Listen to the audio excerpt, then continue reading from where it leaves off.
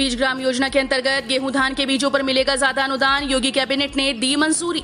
उत्तर प्रदेश में अब किसानों को धान और गेहूं के सरकारी बीज खरीदने पर ज्यादा अनुदान मिलेगा। मुख्यमंत्री योगी आदित्यनाथ की अगुवाई में हुई उत्तर प्रदेश कैबिनेट ने बीज ग्राम योजना में अतिरिक्त अनुदान को मंजूरी दी है। योजना के अंतर्गत किसानों को धान के बीज पर 250 रुपए प्रति क्विंटल और गेहूं के बीज पर 400 रुपए प्रति क्विंटल का अतिरिक्त अनुदान मिलेगा, जिसका वहन यूपी सरकार करेगी। बड़ी खबर, उत्तर प्रदेश में जल्दी हो सकती है 19,000 होमगार्ड्स के पदों पर भर्ती। आपको बता दें कि इन दिनों उत्तर प्रदेश में हजारों सरकारी पदों पर भर्तियां निकाली जा रही हैं, जिसमें यूपी पुलिस, एसआई, राजस्व लेखपाल, स्वास्थ्य विभाग जैसे महत्वपूर्ण विभाग शामिल हैं। अब इन विभागों के बाद यूपी में जल्द ही होमगार्ड के 19,000 पदों पर भर्ती कराए जाने की बात सामने आ रही है। एक रिपोर्ट की माने तो जल्द ही उत्तर प्रदेश होमगार्ड विभाग द्वारा 19,000 होमगार्ड पदों को भरे जाने के लिए आवेदन प्रक्रिया की शुरुआत की जा सकती है। करीब 35,000 करोड़ का हो सकता है अनुपूरक बजट, प्रस्तावों पर मंथन जारी। आज फिर कैबिनेट की बैठक। उत्तर प्रदेश सरकार 2021-22 का पहला अनुपूरक बजट आज 18 अगस्त को विधानमंडल में पेश करेगी। अनुपूरक बजट का आकार करीब 35,000 करोड़ रुपए का अनुमान है। राज्य विधानसभा चुनाव से पूर्व अनुपूरक बजट को अंतिम रूप देने की तैयारी में सरकार जुटी हुई है।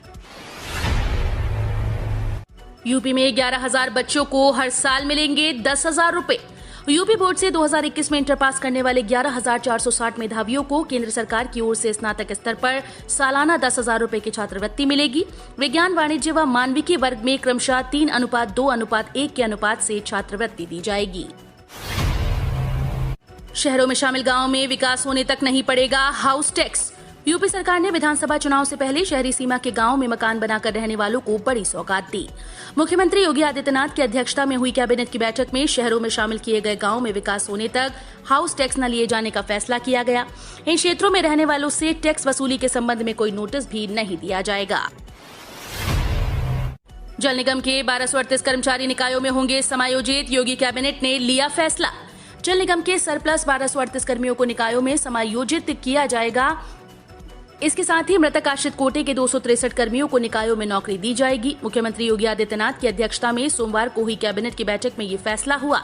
इसके लिए उत्तर प्रदेश जल संभरण और सीवर व्यवस्था अधिनियम 1975 संशोधन संबंधी प्रारूप को मंजूरी दी गई। किसानों के लिए जरूरी खबर, एमएसपी पर धान बेचने के लिए जरूरी है रजिस्ट्रेशन की प्रक्रिया। उत्तर प्रदेश में न्यूनतम समर्थन मूल्य एमएसपी पर धान खरीद की प्रक्रिया शुरू हो चुकी है। ऐसे में अगर आप उत्तर प्रदेश में रहते हैं और सरकारी दर पर धान बेचना चाहते हैं तो उसके लिए सबसे पहले आपको उत्तर प्रदेश सरकार की आधिकारिक वेबसाइट पर जाकर रजिस्ट्रेशन की प्रक्रिया पूरी करनी होगी।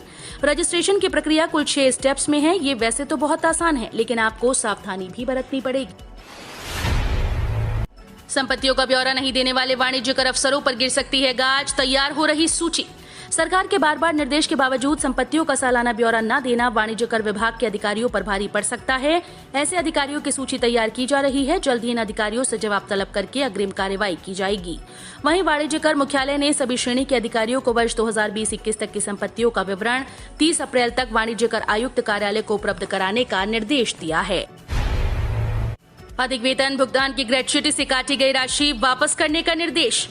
इलाहाबाद हाईकोर्ट ने अधिक वेतन भुगतान के बाद में वापसी का वचन लेकर ग्रेच्युटी से कटौती को विधि विरुद्ध करार दिया और पुलिस विभाग आजमगढ़ को 7,73,632 रुपए की ग्रेच्युटी से काटी गई राशि का 2 माह में याची को वापस करने का निर्देश दिया है। उत्तर प्रदेश माध्यमिक शिक्षा परिषद शैक्षणिक कैलेंडर जारी। मार्च 2022 में होगी 10वीं-12वीं की बोर्ड परीक्षा। उत्तर प्रदेश माध्यमिक शिक्षा परिषद ने अपनी आधिकारिक वेबसाइट पर 2021-22 शैक्षणिक कैलेंडर जारी किया। इसके मुताबिक 2022 में कक्षा 10वीं और कक्षा 12वीं की बोर्ड परीक्षा फरवरी-मार्च में आयोजित की जाएगी। थ्योरी परीक्षा मार्च के चौथे सप्ताह और प्रैक्टिकल फरवरी के तीसरे सप्ताह में शुरू होंगे। बता दें कि ये शैक्षणिक कैलेंडर अस्थायी है। भविष्य में कोरोना संक्रमण की स्थिति के आधार पर बदलाव किए जा सकते हैं। इलाहाबाद हाईकोर्ट में क्लर्क पदों पर निकली भर्ती, परीक्षा भी नहीं होगी।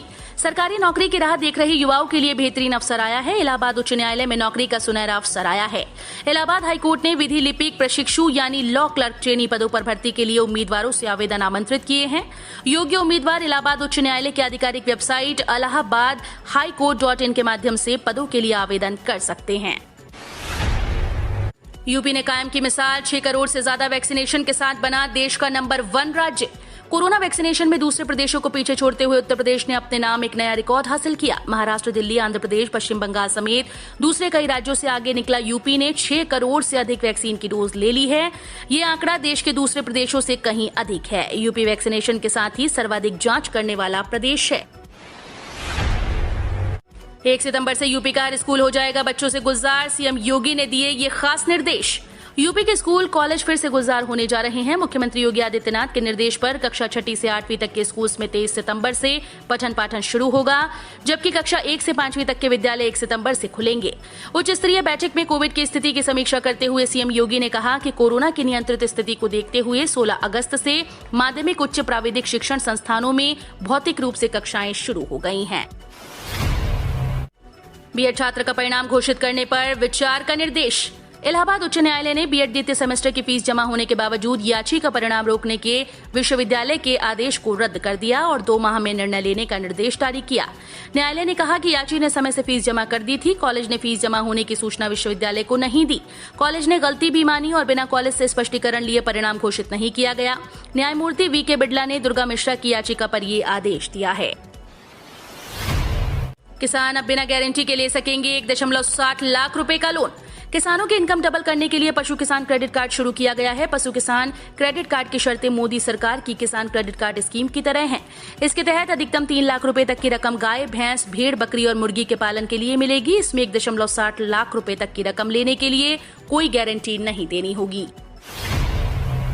15,000 की लिमिट हटाने को लेकर सुप्रीम कोर्ट में अब रोजाना होगी सुनवाई। एम्प्लॉय पेंशन स्कीम के तहत निवेश पर लगे कैप को हटाने को लेकर सुप्रीम कोर्ट में आज से सुनवाई शुरू हो गई। अब ये सुनवाई रोजाना आधार पर होगी।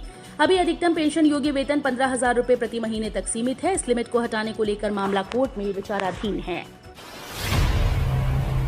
केंद्रीय कर्मचारियों के लिए बड़ी राहत। मकान के लिए एडवांस स्कीम की सीमा बढ़ाई। केंद्रीय कर्मचारियों के लिए फिर खुशखबरी है। अब वो अपना घर बनाने के लिए 31 मार्च 2022 तक हाउस बिल्डिंग एडवांस ले सकते हैं। ये योजना 1 अक्टूबर 2020 से शुरू हुई थी और इसके तहत 31 मार्च 2022 तक केंद्र सरकार अपने कर्मचारियों को 7.9% ब्याज दर पर हाउस बिल्डिंग एडवांस दे रही है। रसोई गैस सिलेंडर 25 रुपए हुआ महंगा, अब इतने में मिलेगा। पेट्रोलियम कंपनीज ने रसोई गैस की कीमतों में एक बार फिर से बढ़ोतरी कर दी। नॉन सब्सिडी सिलेंडर की कीमत 25 रुपए बढ़ा दी गई। गोरखपुर में अब नॉन सब्सिडी रसोई गैस सिलेंडर 922 रुपए में मिल रहा है। व्यावसायिक गैस सिलेंडर भी 68 रुपए महंगा हो गया। अब गोरखपुर में 19 किलोग्राम का व्यावसायिक गैस सिलेंडर 1765 रुपए में मिल रहा है। टैक्स पेयर्स के लिए बड़ी खबर। नए इनकम टैक्स पोर्टल की कमियों को 2 से 3 हफ्तों में करेंगे दुरुस्त। वित्त मंत्री ने दिया भरोसा। नए इनकम टैक्स पोर्टल को लॉन्च किए हुए 3 महीने से ज्यादा का वक्त हो चुका है, लेकिन शिकायतों का सिलसिला खत्म नहीं हुआ। सरकार खुद इस मामले में इन्फोसिस को चेतावनी दे चुकी है कि वो कमियों को दुरुस्त करें। एक बार फिर से वित्त मंत्री निर्मला सीतारमण ने कहा कि नए टैक्स पोर्टल में आ रही समस्याओं को अगले 2 से 3 हफ्ते के भीतर पूरी तरह से दुरुस्त कर लिया जाएगा। पीएम आवास योजना के तहत 16,488 घरों के निर्माण को मिली मंजूरी। जल्दी करें आवेदन। प्रधानमंत्री आवास योजना के तहत केंद्र सरकार ने शहरी क्षेत्रों में 16,488 घरों के निर्माण के प्रस्ताव को मंजूरी दे दी। दरअसल पीएम आवास योजना के तहत केंद्र सरकार बेघर लोगों को घर बनाकर देती है। इसके साथ ही इस योजना के तहत उन लोगों को सब्सिडी भी मिलती है जो लोग लोन पर घर या फ्लैट खरीदते हैं। आपको बता दें कि सरकार की केंद्रीय स्वीकृति और निगरानी समिति की 54वीं बैठक हुई थी। T20 वर्ल्ड कप शेड्यूल जारी। भारत पाकिस्तान का मुकाबला 24 अक्टूबर को दुबई में शाम 7:30 बजे से 5 साल बाद होंगे आमने सामने। इंटरनेशनल क्रिकेट काउंसिल ने इस साल खेले जाने वाले T20 वर्ल्ड कप के कार्यक्रम का ऐलान कर दिया। 2007 की T20 चैंपियन भारतीय टीम विश्व कप में अभियान की शुरुआत 24 अक्टूबर से करेगी। टीम का पहला ही मुकाबला चिर प्रतिद्वंदी पाकिस्तान के साथ खेला जाएगा। उधर टूर्नामेंट का पहला मुकाबला 17 अक्टूबर को ओमान और पपुआ न्यू गिनी के बीच खेला जाएगा। 9 लाख लाभार्थियों को आयुष्मान होने का इंतजार।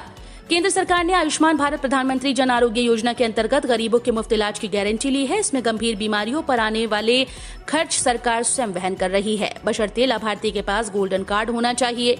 यहीं पर पेच फंसा है। दरअसल स्वास्थ्य विभाग 3 साल बाद भी जनपद में चिन्हित किए गए परिवारों के गोल्डन कार्ड नहीं बना पाया।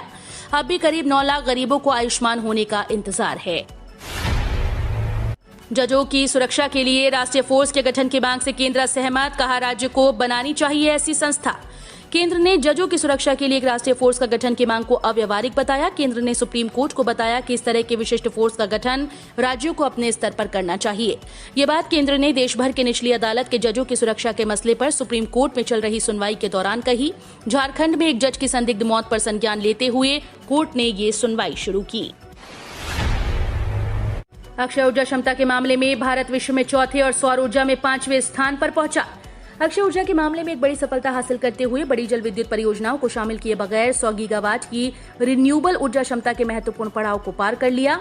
साथ ही भारत स्थापित अक्षय ऊर्जा क्षमता के मामले में विश्व में चौथे स्थान पर, सौर ऊर्जा में 5वें और पवन ऊर्जा में चौथे स्थान पर पहुंच गया। यूपी में 54 जिलों में कोरोना के नए केस नहीं, कुल एक्टिव केस 420। यूपी में पिछले 24 घंटे में हुई टेस्टिंग में 54 जिलों में संक्रमण का एक भी नया केस सामने नहीं पाया गया, जबकि मात्र 21 जिलों में इकाई अंक में मरीज पाए गए। वर्तमान में प्रदेश में एक्टिव कोविड केस की संख्या 420 है। उन्होंने कहा कि उत्तर प्रदेश में कोविड वैक्सीनेशन का आंकड़ा 6 करोड़ के पार होने के मुहाने पर है।